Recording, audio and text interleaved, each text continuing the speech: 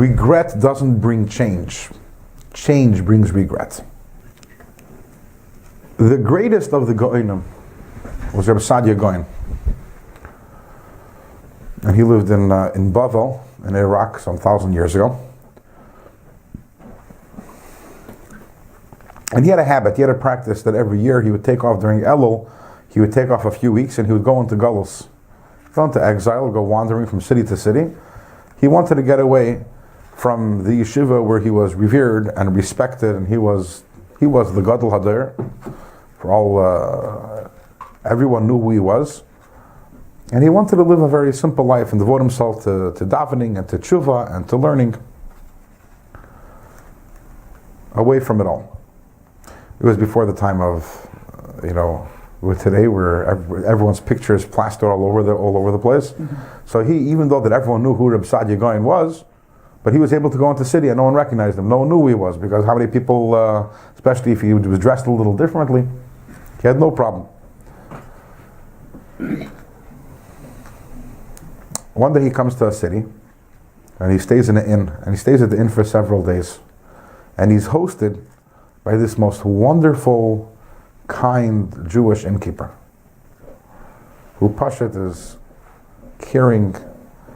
The food is delicious, and the room is kept neat, and everything is always asking, "Can I do anything? Can I help you?"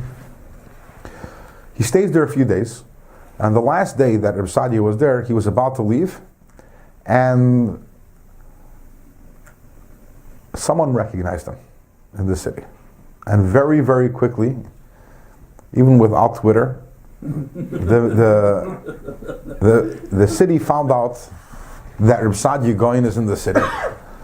And as he's leaving, the entire city, everyone took off from work, and everyone is escorting him, following him, and escorting him as he left. And suddenly comes running the innkeeper. And he pushes his way through the crowd, and he has tears streaming down from his eyes. And he pushes his way over to Rabbi Sadia and says, Rabbi, please forgive me. So Rabbi Sadia says, forgive you for what? He says, for the way that I treated you. So Rabbi Sadia said, the way you treated me? I've never been treated better in my life by any, in the course of all my times that I've gone to people, I've never had better treatment.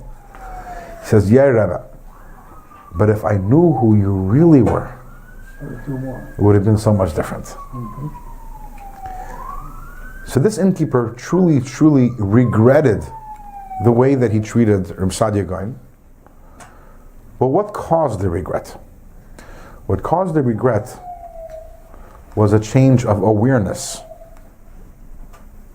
He didn't know who Rabbi Sadia was, and now he was aware who Rabbi Sadia was. When you have just regret, it won't bring to change. It won't bring to change. Which is why we regret things and we don't change. But when the regret is a product of change, then it is real and then it is lasting. What does change mean? Change means I have a new awareness, a new understanding, a new attachment, a new emotional connection. Something changed within me that I am not the same person who I was when I did what I did. So, it's a very simple cheshbon, it's a very simple calculation. Say in the morning I did something wrong. Now, I didn't do it by mistake. I knew what I was doing. I did it anyways. Okay? It's 5 hours later, and I'm thinking to myself, oh my gosh, why did I do that? I am right now the same person who 5 hours ago did it, despite the knowledge that there's something wrong with it. I didn't change. It's going to happen again. So it's going to happen again, because, in other words, there's nothing that's different about me now than I was then. The same person who was regretting now, did it 5 hours ago. So tomorrow the regret is going to win. I'll do it again. Nothing changed. If we think about those instances in our lives when we had true regret and that caused and there was change involved, it's because we were different people. Sometimes the difference is, as you mentioned, because we saw the consequence of what we did. That changes us. We now have a different perspective. even if I knew it in an abstract way what the consequences would be. But when I'm actually confronted by those consequences and I face them, that changes me. I'm a changed person. In terms of our relationship with Hashem, and going back to the story of Rabbi Sadia, if I strengthen my connection to Hashem, if my awareness of who Hashem is enhanced, as was the case with the innkeeper, and that leads me to regret, that's real.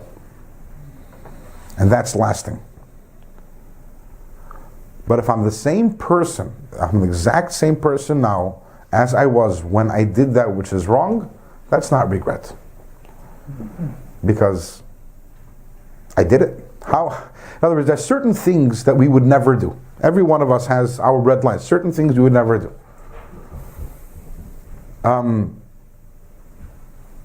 The fact that you do something which is wrong, even though you know it's wrong, that means that in your mind it's not the end of the world to do it. We don't go around killing people and shooting people and then regretting it later.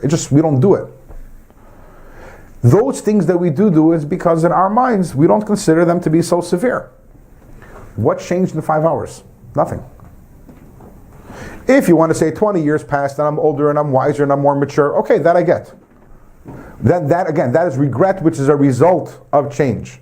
But that is the cardinal rule. Regret has to be a result of change. If not, it's not real.